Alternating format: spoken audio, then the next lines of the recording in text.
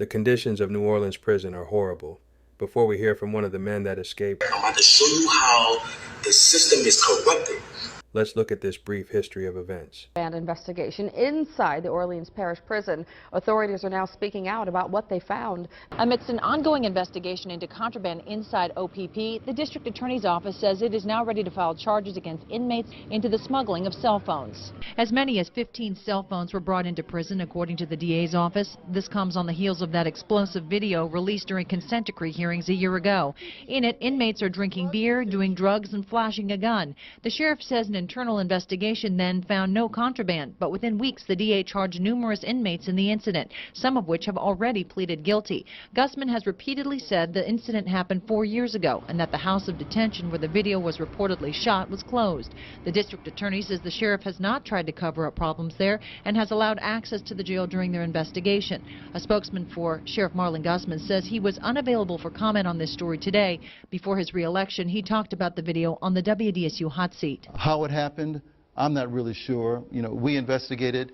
We're still investigating. I opened up another investigation with the district attorney. But this is not what goes on at our facilities. And that investigation is ongoing. On your side in Orleans Parish, Rachel Wolf, WDSU News. Reporting. The net is widening in the search for escaped inmates from a New Orleans Parish jail, and now so are the arrests. 2 women were apprehended over the weekend, both charged as accessories after the fact. They're each being held on $1 million bond as authorities zero in on those who may be helping the escapees stay hidden. One of the suspects, who shares a last name with one of the escapees, was also taken into custody, charged with a probation violation. In total, 9 people have been arrested for aiding these inmates, and officials say more could follow. The search for the remaining escapees and their possible accomplices continues. We have a big update at this hour. This just in, authorities have arrested an Orleans Parish Sheriff's Office maintenance worker in connection with the escape of 10 inmates. Officials say the employee admitted he turned water off in the cell before the men slipped away through a hole behind the toilet. Katie Wise shows us how police are now using facial recognition cameras to help them find the remaining inmates on the run. 4 days after a brazen jailbreak in New Orleans, Louisiana State Police posted this photo on social media announcing the arrest of Gary C. Price, bringing the total to 4 apprehensions so far. 6 remain on the run, and police are relying on technology that may already be helping. New surveillance video with facial recognition shows 2 inmates, including Kendall Miles, walking down tourist Central Bourbon Street hours after breaking free.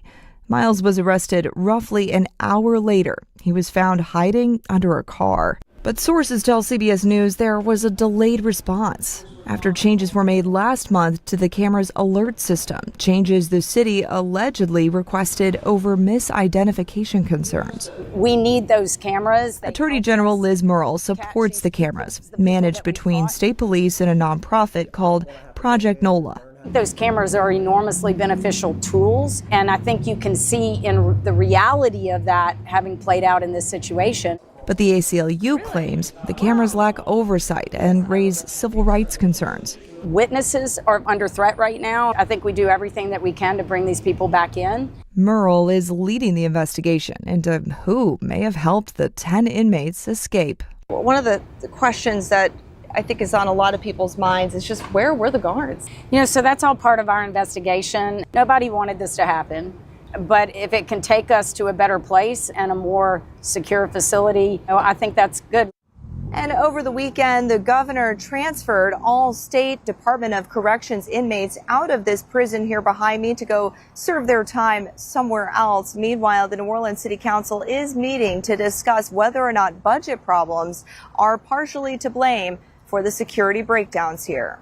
Katie Weiss, CBS News, New Orleans. And one of the Orleans jail escapees was in court today with another hearing now set for next week.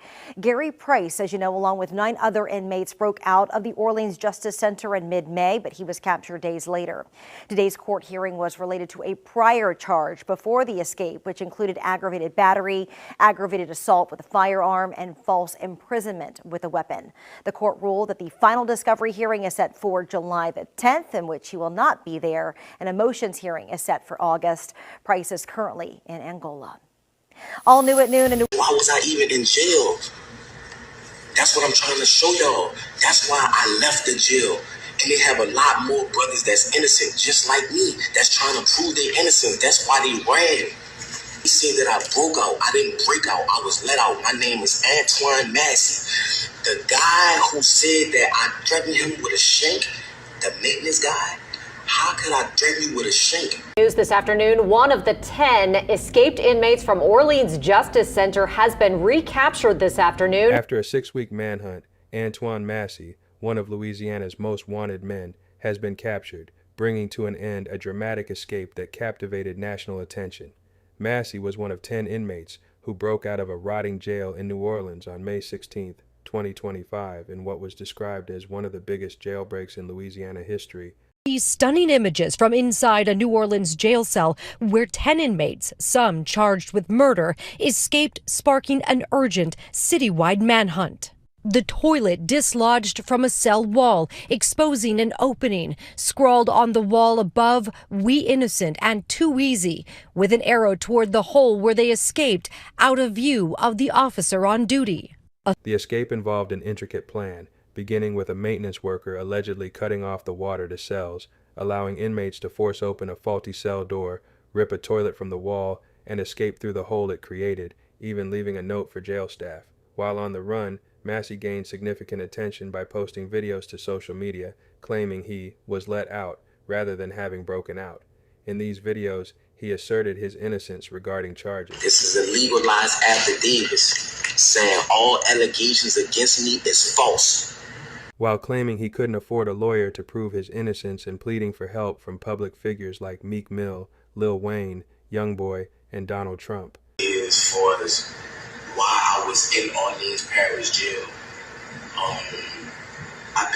I was in custody for almost 8 months. All right, 6 months, something like that. I was in there for theft of a motor vehicle and domestic abuse involving strangulation. That's what I was in Orleans Parish for. Okay, but before I was in Orleans Parish, I was in a jail called St. Tammany Detention Center. All right, St. Tammany Jail here in St. Tammany Parish. There's 2 different parishes, Orleans and St. Tammany. Okay, today what I want to talk about is that I was on 2nd-degree kidnapping, 2nd-degree rape, domestic abuse, battery involving strangulation, domestic abuse, battery, violation of protective order, right? On this woman right here, her name is Diamond White. That's her name. This is a district attorney drop form right here. And she's not a child, she's an adult, a full adult. I was dating this woman. This is a legalized affidavit saying all allegations against me is false.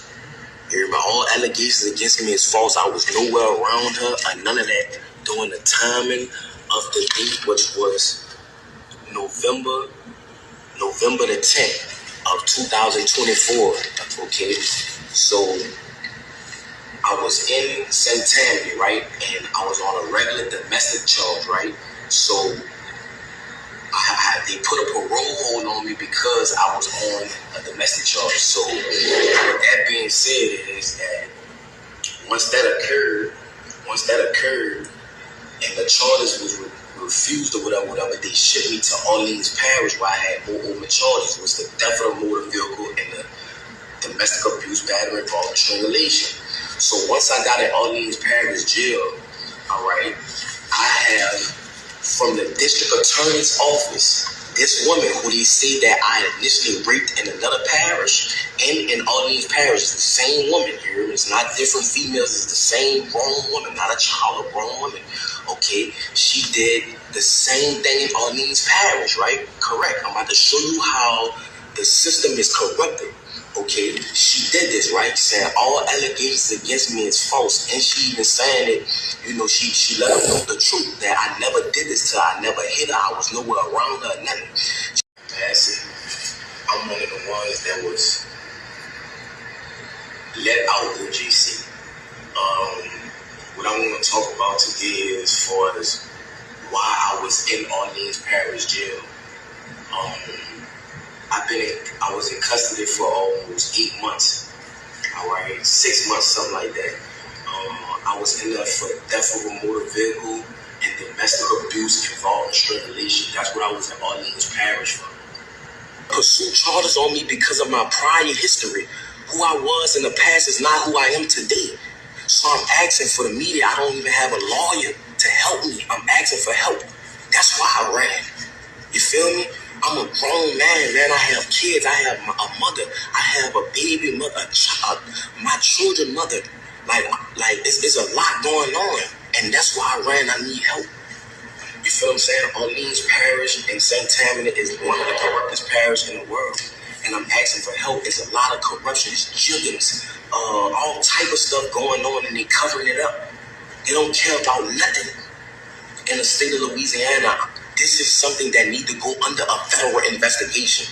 What's going on? How they handling cases? Why Antoine Massie was in jail if the woman, the victim, the grown woman, not a child, the grown woman stated that he never raped her. He never beat her. He was nowhere in her presence. This is the affidavits on the date right here.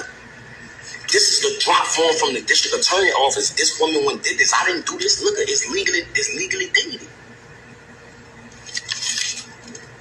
So I'm asking, please, for help. Young boy, Meek Mills, people, LBL, you know what I'm saying? People that been through the system that know it's corrupt. Lil Wayne, Donald Trump, please, I'm asking for help. You know what I'm saying? When I get back in custody, I'm asking y'all, please, to come and help. 31-year-old Daishanay Massie is among 13 now booked on suspicion of aiding and abetting the men who escaped. Her brother, Antoine, and Derek Groves are the only two men still on the run. Daishanay's home in the 3600 block of 4th Street. Soon after, police say a woman romantically involved with Antoine called police multiple times, telling them that he was at Daishanay's home. They say she knew because she video called him on his sister's phone. Now, investigators searched Daishanay's home last Wednesday, but Antoine wasn't there. Detectives say they searched Daishanay's phone also and recovered messages between Antoine's partner and his sister.